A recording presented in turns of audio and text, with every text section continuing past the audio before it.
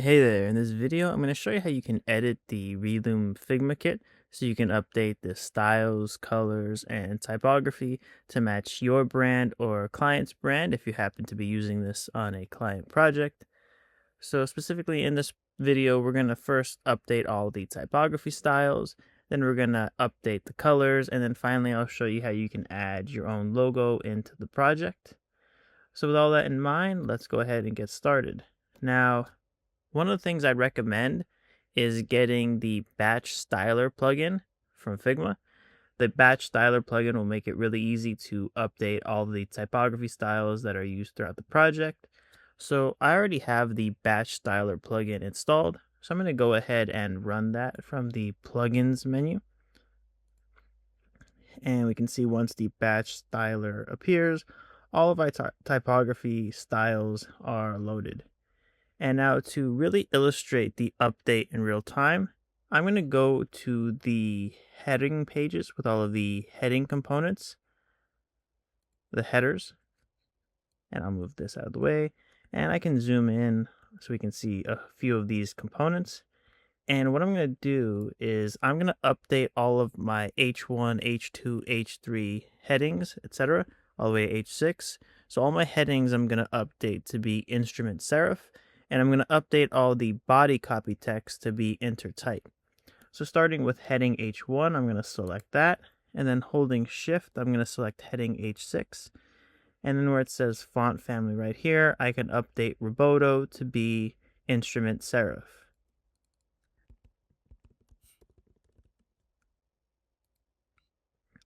And once I've selected instrument serif, we notice we're going to get this warning icon for the weight.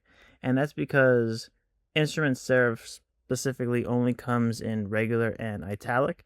So I can update the weight to be regular and we will lose that warning symbol. So I can go ahead and update the styles. And we can see that now all of the H2 headings in these components have been updated to be instrument serif. So now let's go ahead and update our body copy, but before we do that, let's zoom in so we can see several of them. So we can see these two body copy right here.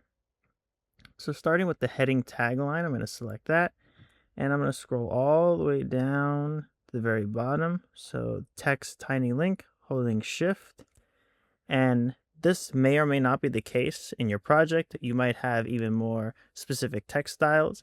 I'm just using these two for this video to demonstrate.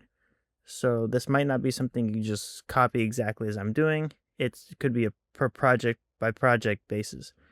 So with all those selected in the font family, I'm going to select intertype.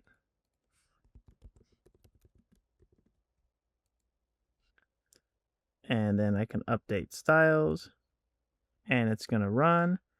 And we can see that the body copy has changed to be intertype.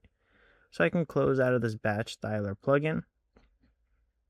Now, the one thing that we'll need to do, just as a matter of tidying up our Figma kit, is even though we've updated the typography styles in the components, in the style guide page, it still has Roboto named as our font of choice. So I'm going to go back up to our style guide, and where it says Roboto in the heading typeface, I'm going to change that to be instrument serif.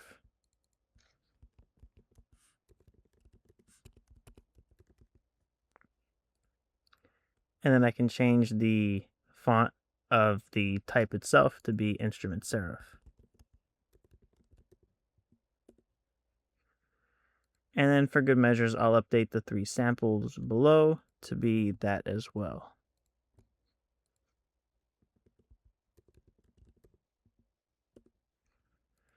And then I can do the same for the body typeface. So I'll update Roboto to say intertype. And I'll update that to be intertype, as well as the 3 samples below. So I'll select one, and then holding shift, I'll select the others and update Roboto to be intertype.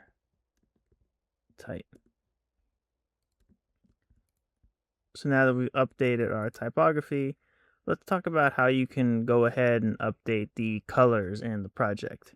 So the Relume Figma Kit is using variables. So we can access the variables by going up to this Figma icon here for the main menu, going to View, and then where it says Panels, go to Toggle Variables. And where it says Primitives, we can add the brand colors of our project. And now just to keep it simple for this video, I'm just going to add one brand color. So I'm going to add one navy color that I'm going to use to demonstrate. So for create variable, I'm going to create a color, and using the naming conventions, I'm going to say color and then slash navy. And then I can update the value to my navy color. So I'll use the color that is the pound key 194066. And we can see that it's now been updated to that navy color. So I'll close out of this variable window. And then I can go over to one of my UI elements. So I'll select a button, and I'll use this main button to demonstrate. And then up at the top here, I can select multi-edit variants, and it will select all 56. And I can scroll down, and where it says selection colors, by default it starts off with color neutral darkest, and I can update this color neutral darkest to be the navy color I just added. And as soon as I do that, my buttons will be updated to be navy with white text, and the secondary buttons are going to be white with navy text. And then this is a simplified version, so in your actual project, you would go and update all the rest of the UI elements. So everywhere you see neutral darkest, you would update it with your actual brand colors, or whatever colors fit the specifics of your design. So now that we talked typography and colors, let me show you how you can update the logo that's used throughout the Figma kit, since that is the trickiest of all of them to update, as it's quite finicky. So if we go, there is a page for logos, and we can see that it comes with a company logo that is a placeholder logo, which is just a cursive script that says logo. Now, the one thing I'd recommend is selecting your logo in either SVG or PNG format and dropping it somewhere on the canvas here, so that way you can easily copy it to your clipboard, either Command C or Control C. But not only do you want to have it copied to your clipboard, it will also allow you to view the dimensions of the logo, so the width and height, because you're going to need both. So I went ahead and already did that, so I'm going to zoom out. And I dropped a logo right here that I grabbed from Logo Ipsum, so I can just move this more towards the logo page.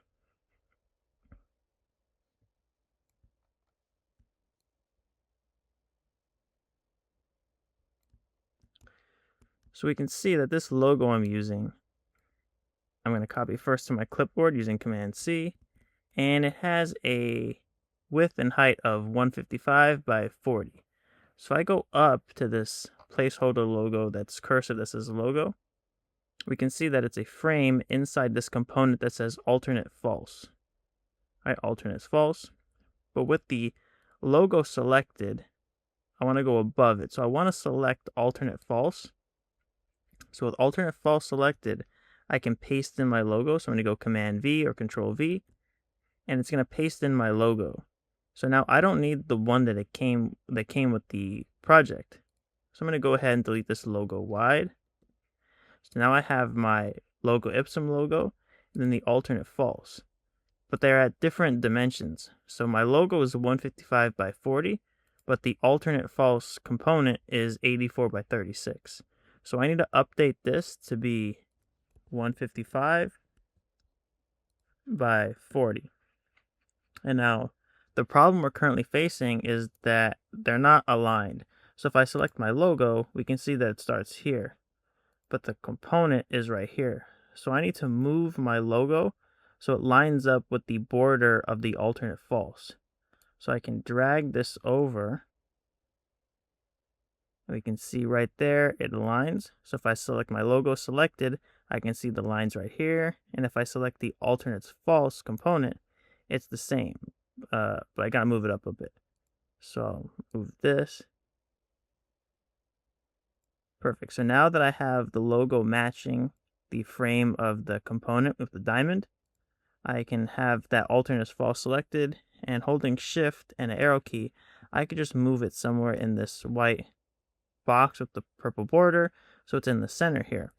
But if I zoom out, you'll notice that the logos are updated at the top, and I can go to, let's say, the footer components, and all the footer components have now been updated with my logo Ipsum logo. And if I look at mobile, it's centered on all of them that are aligned centered, and left aligned on all of them that are left aligned. So there you go. That's how you can update the typography, colors, and add your own logo in the Relume Figma Kit. Hope this helps in your project. Thank you for watching, and I'll talk to you next time.